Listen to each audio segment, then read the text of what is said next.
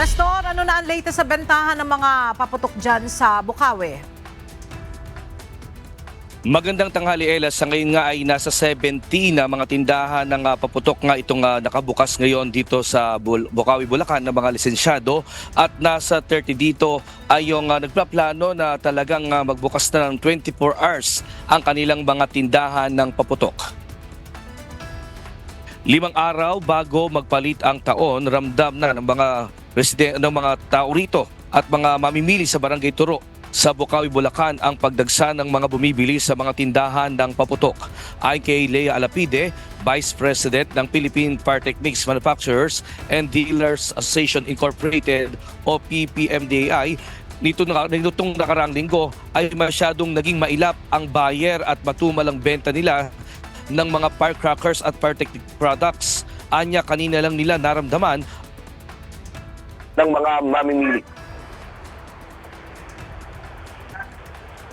Ramdam na po ang pagpunta ng maraming mamimili magmula kaninang madaling araw at tuwan-tuwa yung mga naka 24 hours na dahil kahit papaano marami na po silang kliyente.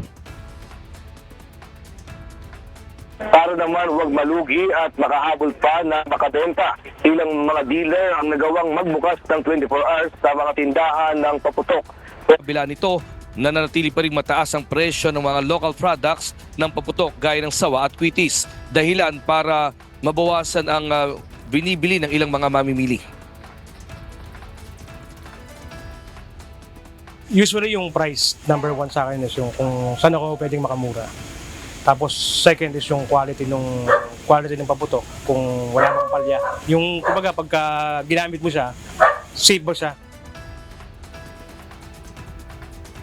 Sa ngayon, ramdam dito sa Bukawi, Bulacan yung unti-unting pagsikip ng daloy ng mga sasakyan dito sa Barangay Turo, at may mga nakadeploy na rin na mga polis kung saan nga dito sa aking likuran makikita natin na sila ay nakabantay dito at naka-alerto rin. Dalawang police desk, isa dito sa lugar na tatayuan ko at maging doon sa pagbaba doon sa tulay sa Barangay Turo, kung saan doon ang bulto ng maraming mga tindahan ng paputok.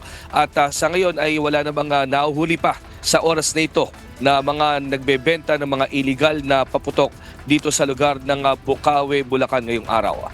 At yan muna ang ating latest live mula dito sa Bukawi, Bulacan. Balik sa iyo, Ella. Maraming salamat, Nestor Torres.